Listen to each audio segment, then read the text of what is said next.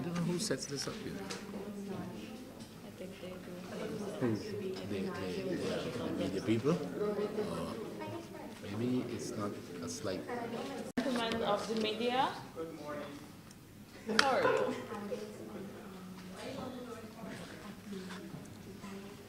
I am Christine Bailey, Senior Media Officer, and I will be the moderator at today's press briefing. I would like to welcome you, first of all. Cabinet met yesterday, Tuesday, 21st, 2013, and coming out of that meeting, the head of the Presidential Secretariat and Secretary to the Cabinet, Dr. Roger Luncheon, will bring highlights Cabinet wishes to bring to the public's attention through you, the media. After which, we will entertain questions on the opening statement, and of course, Dr. Luncheon will take questions outside of his statement. Thank you. On Tuesday, the 21st of May, arising from that meeting, these are the matters I'll be bringing to your attention. As usual, contracts, Parliament, access to information in appointment, Cabinet snippets, investment seminar, and overseas visits, President Ramatar. Allow me to begin, as usual, with the contracts for which Cabinet granted its no objections. In the education sector, the construction and delivery of school furniture. This is for Georgetown schools, an award, 19.2 million Guyana dollars. 19.2 million Guyana dollars. Governance, Elections Commission, the rental of buildings for registration offices. This is the annual rental for 18 buildings, 18 offices, and aggregately 49.4 million Guyana dollars. Security, the procurement of uniform material for the Guyana Police Force, 270.15 million Guyana dollars. 270.15 million Guyana dollars. Housing and water, the upgrading of the Shelter Belt water treatment plant, as well as the design and construction of the sludge collection system. This is around the corner from us here, Shelter Belt in Georgetown. 29.8 million Guyana dollars. 29.8 million Guyana dollars. And lastly, protected areas under natural resources, the procurement of 2 motor vehicles, 16.48 million Guyana dollars. 16.48 million Guyana dollars. Parliament.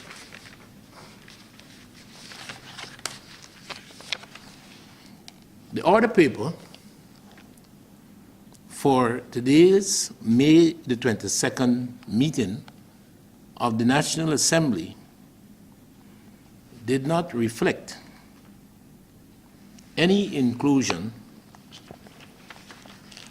surrounding an outcome from the Parliamentary Special Select Committee on the Anti-Money Laundering and the Combating the Financing of Terrorism bill that was before the Select Committee. The opposition, APNU, and the AFC has used every possible forum to inform Guyana and Guyanese of its non-support for one, the efforts at meeting the deadline for the enactment of the amendment bill, and two, more recently, for the bill itself. The level to which the APNU has descended to ensure the deadline was not met must be recorded and was commented on at Cabinet. The latest of those efforts surrounded the CFATF, that's the Caribbean Financial Action Task Force, co-chair's letter to the President in April that had suggested to the President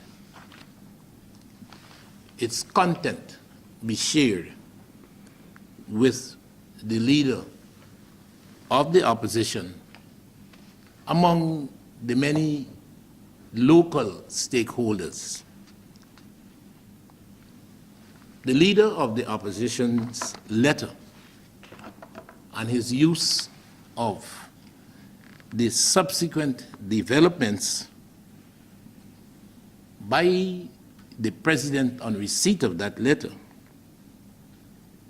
came in for examination, and indeed it was evident that the opposition would stoop to any level whatsoever to frustrate meeting the deadline for enactment of the bill, and as I pointed out earlier, for their more recent opposition to the bill. In essence, the President's omission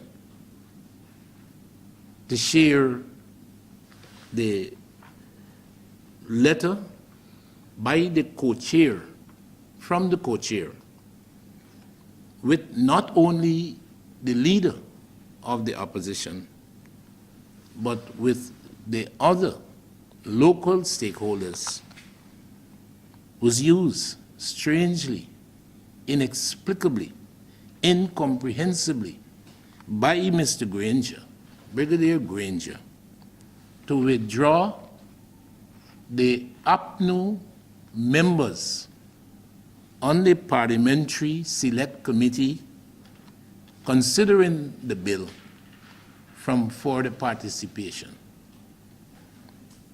As Mr. Burnham would say, that was the casus belli. That means the occasion for war. Those whose pro-Guyanese, pro-Guyana urgings, pro-Guyana pleadings were obviously ignored or being ignored by the opposition needed to be recognized. At the end of the day, however, what does it matter who won this war, this battle, when it was obvious, when it is obvious Guyana would lose? The Attorney General, Cabinet decided, would be a member of the team. This is the FIU delegation from Guyana, traveling to Nicaragua within a few days to represent our interests before the Caribbean Financial Action Task Force and the ICRG. The sitting today, the 22nd of May, would see the debate and possible, and I use the word possible guardedly, the possible passage of the Ministry of Home Affairs bills, bills that deal with the renaming of the Guyana Police Force, the Guyana Fire Service, and the Guyana Prison Service.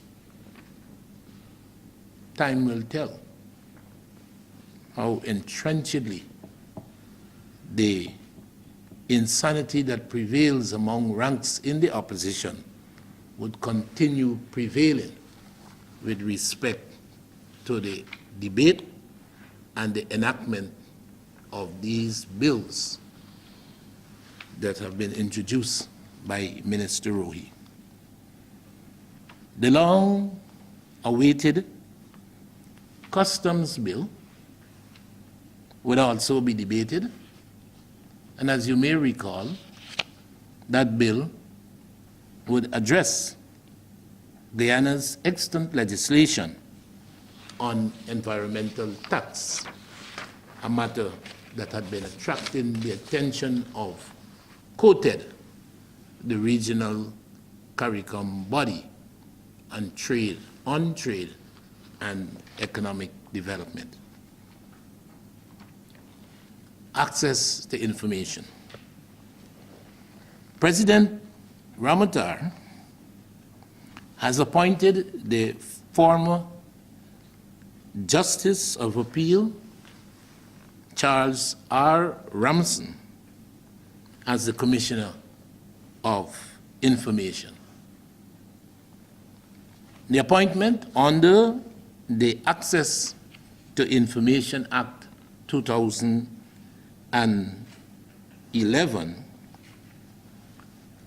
confers on Mr. Ramson powers to enforce the provisions of that same act, the Access to Information 2011. Specifically, the Commissioner has powers to provide access to information, if so required, to publish information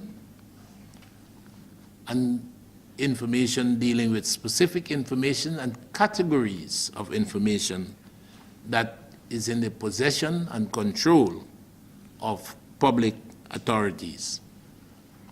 And it goes on and on. The Commissioner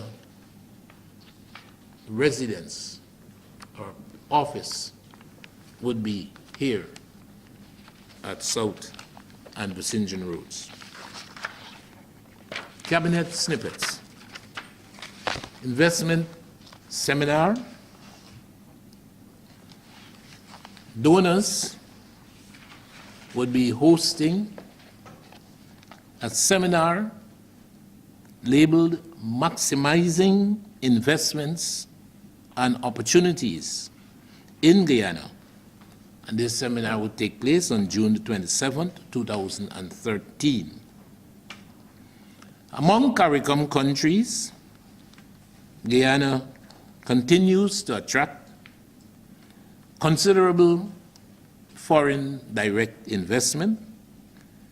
In 2012, it was practically 300 million Guyana dollars.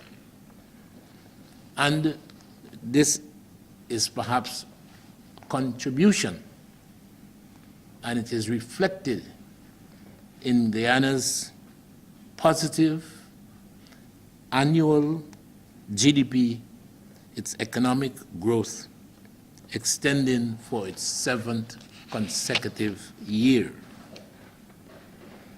Guyana recently joined with its sister CARICOM countries in signing the Trade and Investment Framework Agreement with the United States of America. Donor support in this area, trade and economic development, investment, is broad-based, and it logically is intertwined with the donors' support for Guyana in its FATF, that's the anti-money laundering rubric, its travails under the FATF obligations, and those forms of support by the donors included their hosting that April 17th workshop for local, regional, and international stakeholders who had an opportunity to examine, to discuss, to dwell on the status of Guyana's reporting under the CFATF, as well as its prospects in the months and years to come.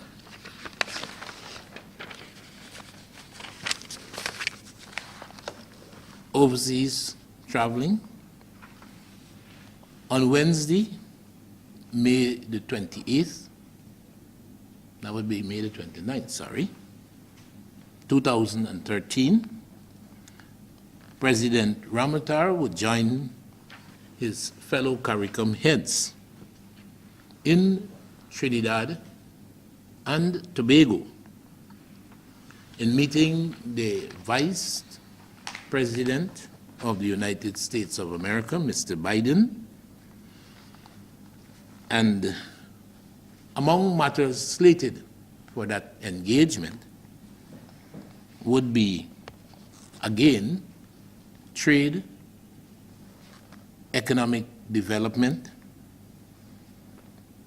would be country reports and their reception by CARICOM heads. This is the country reports by the U.S. State Department, and were time permitting, a consideration of security cooperation between the United States of America and CARICOM countries. Ladies and gentlemen, those are the matters I wanted to bring to your attention.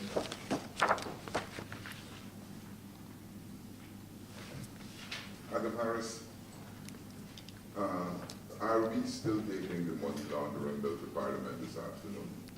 The anti The order paper does not. want to ask, and sir, this order paper is prepared whole Parliament runs. Sorry, I don't know.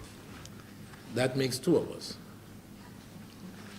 Then perhaps there was no hurry in getting this bill passed or debated ahead of the deadline. The linkage is questionable, particularly because, as I attempted to illustrate in my opening statement, the frustrations that arose during the Parliamentary Select Committee that had been tasked with examining the bill by the House, the frustration that they encountered, including the latest, the withdrawal by Brigadier Granger of APNU members on that select committee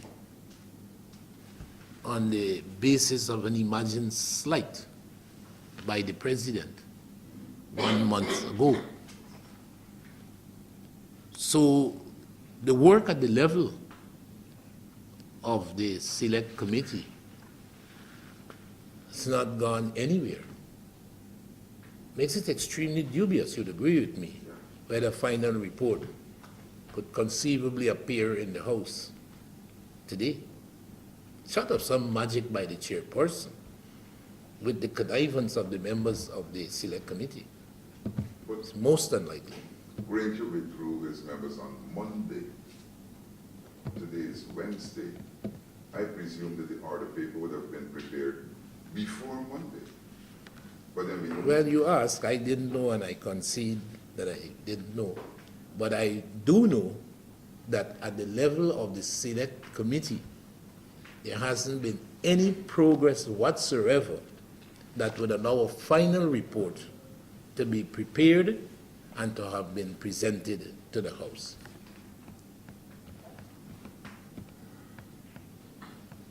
Paul? Look at him, Gina. When the AG goes on this trip to Nicaragua, does he intend to press for possibly an extension in the case of Guyana? If possible? Well, they say when your mother dead, you have a sub granny. I don't see what other options exist for the Attorney General. He's a man of many moods and many capabilities.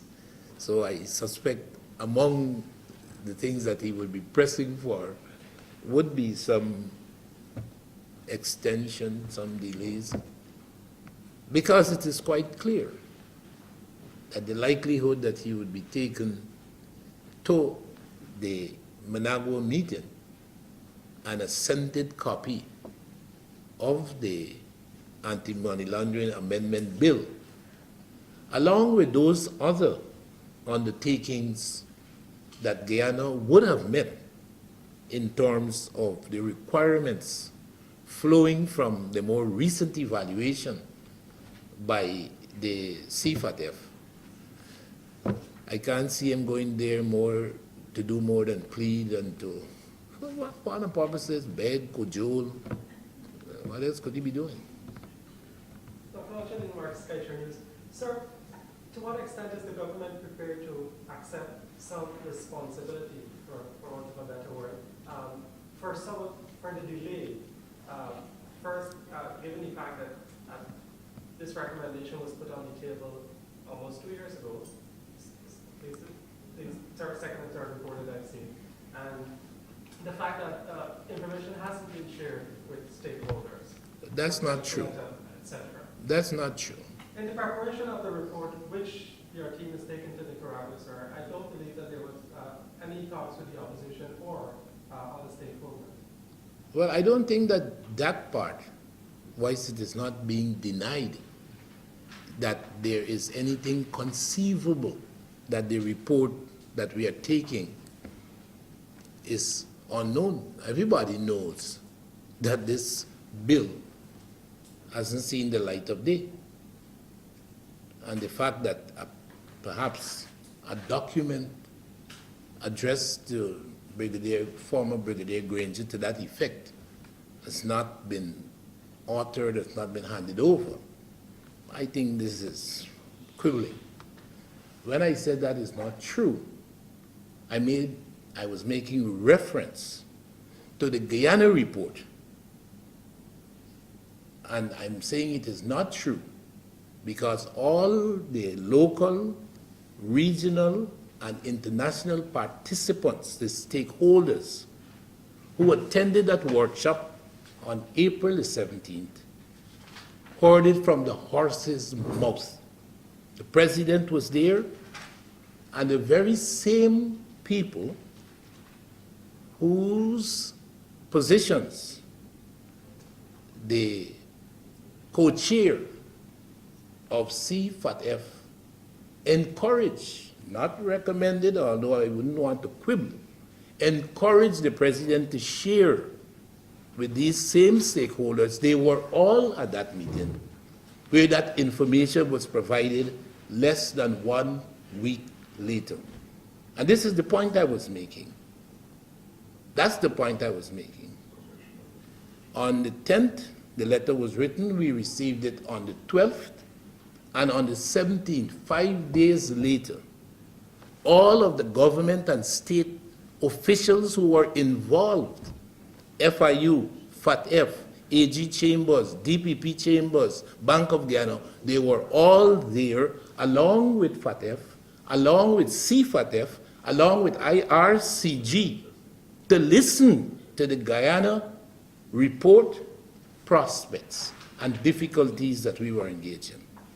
In your absence last week, I did say to my colleague, classmate, friend, that indeed that information and the way in which the members of the opposition responded to the information, and particularly the information about the deadlines and what I call today the travails, needed to be contrasted with what is taking place today. That indeed, I am positive that that position today, anti-money laundering bill being assented to within the deadline, the more recent position, anti-money laundering bill being opposed. They had the guts, the balls to make that statement at the April 17th meeting. They never said that. They never stood up. That's the opposition that participated. We sat here at the budget talks waiting for them to come back from that meeting.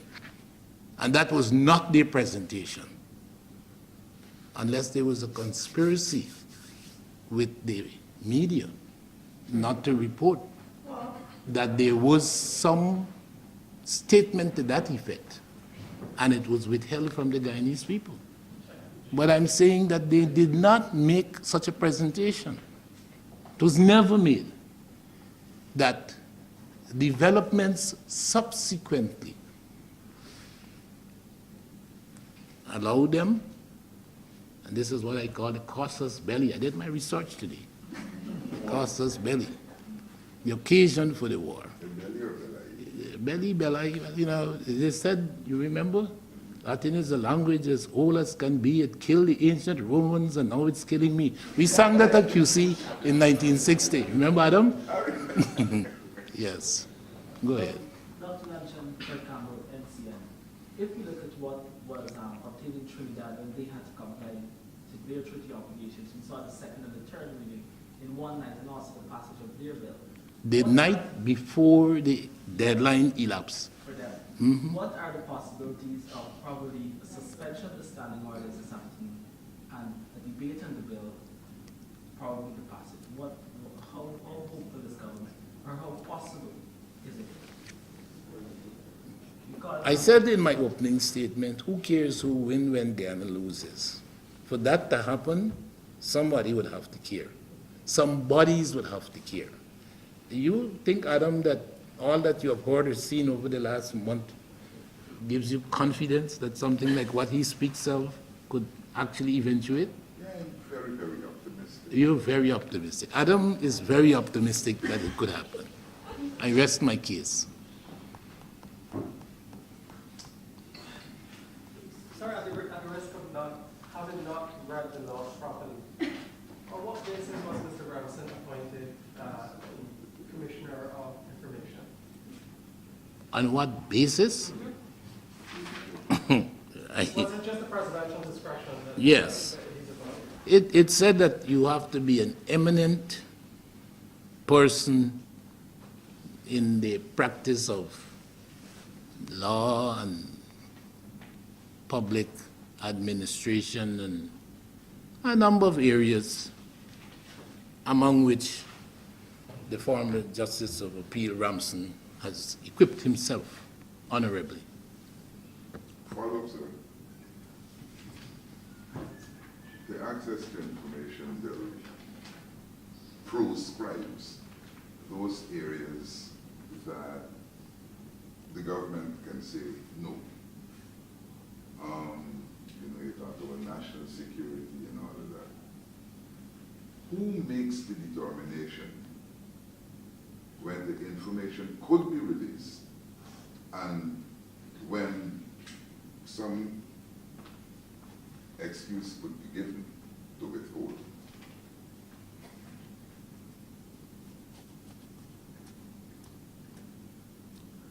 Perhaps I should, as your colleague said, recognize my unfamiliarity with that aspect of the legislation. But I would say this, the Commissioner of Information under the Act has considerable powers. Number one, the power to ensure disclosure. The Guyanese would be told through the media that this information is available. That is available for access by members of the public. Guyanese would be told, and their right to access this information, how to go about. And this is this commissioner would be advising Guyanese how that is to be done. And of course, because the Act confers, in keeping with the Constitution, a right to access the information, back against the wall, dissatisfied, disgruntled Guyanese, their right to appear, to approach the courts, is not extinguished by this legislation. So the commissioner, you want information, let's say, on a private entity?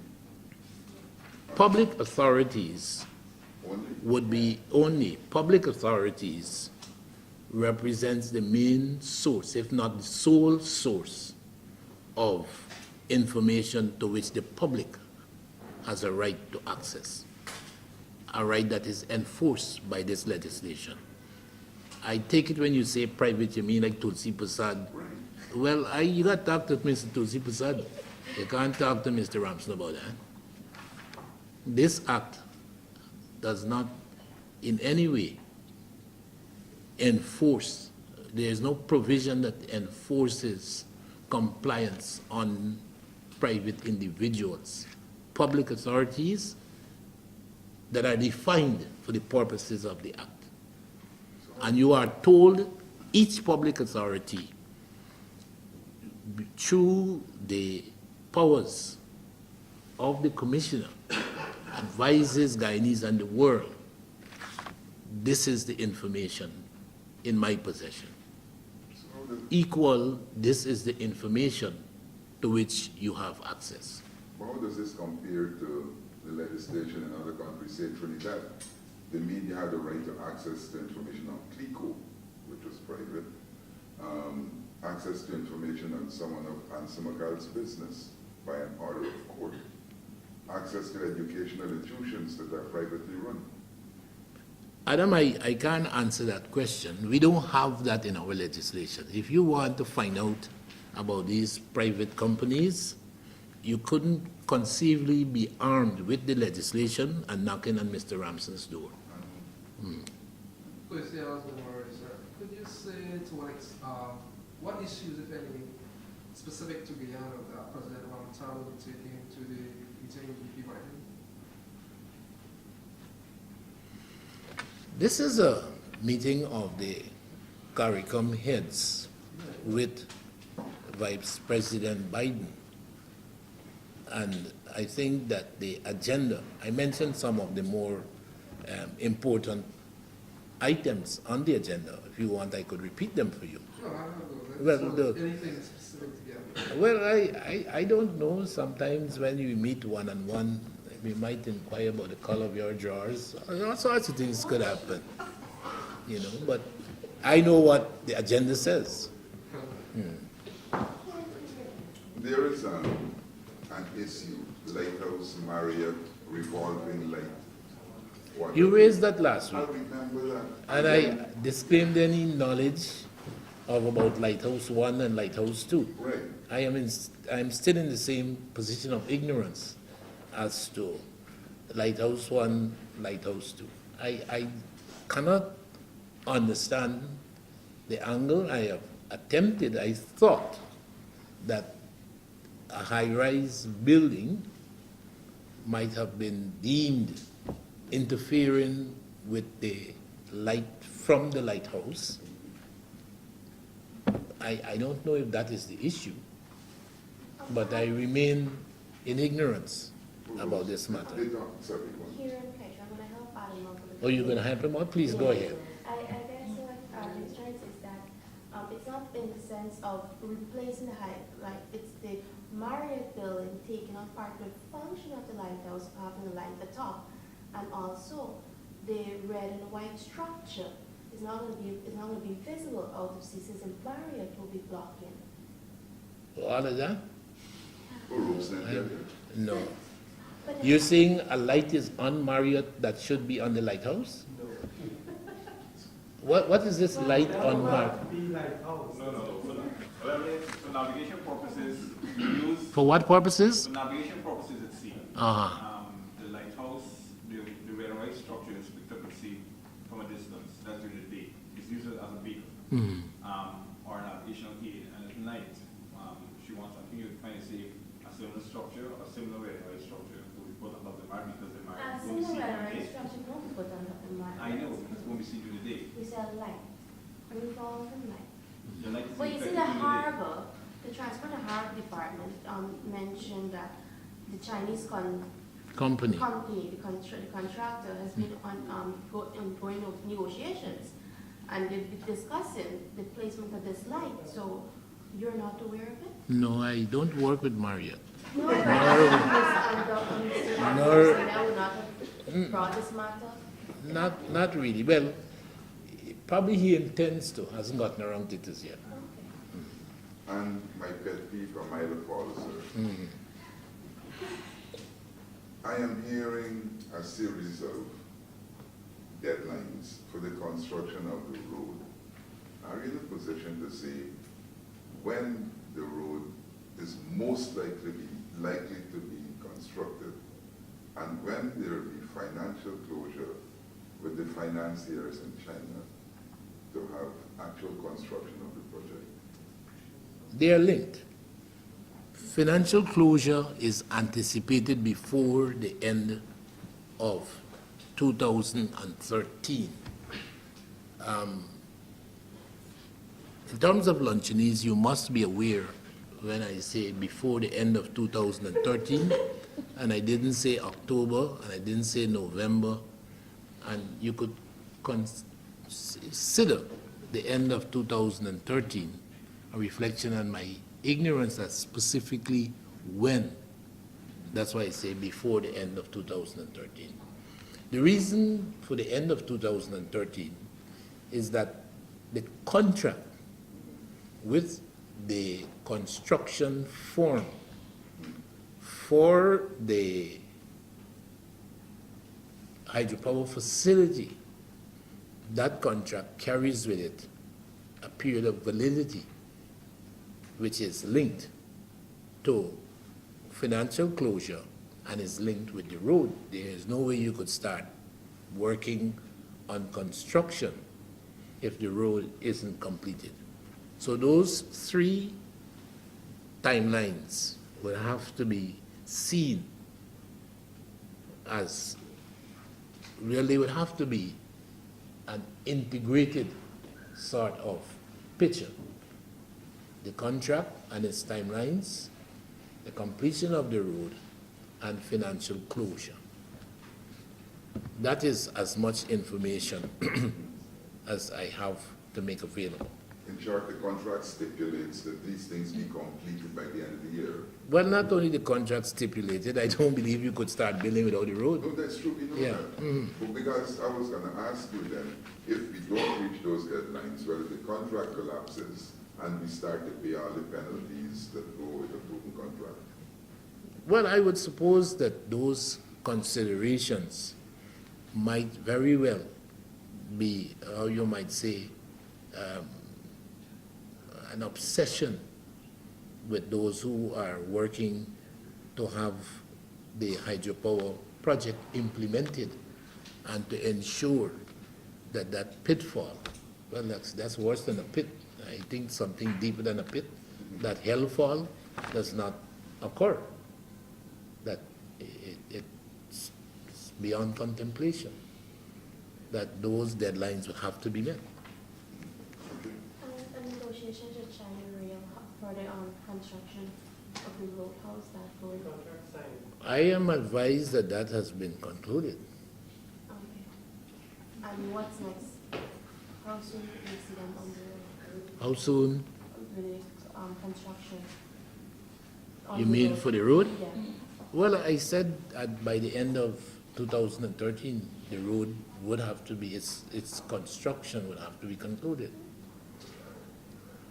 Dr. Because I'm not yet Mr. Winston Brassington, should you say, apart from the $2 billion that was initially taken from NISL and put into the construction of Marriott, if any other monies have been put into that project? You would have to ask Mr. Brassington. Mr. Brassington is not available, sir. Yeah, well, I don't believe I am Mr. Brassington. You couldn't conceivably Could be you ask him making. so next week when I come here I can ask you? Okay, you don't have to wait for next week. I think we have an engagement that you might get information even before next week. Okay. Any other questions? Well, thank you, ladies and gentlemen. Huh?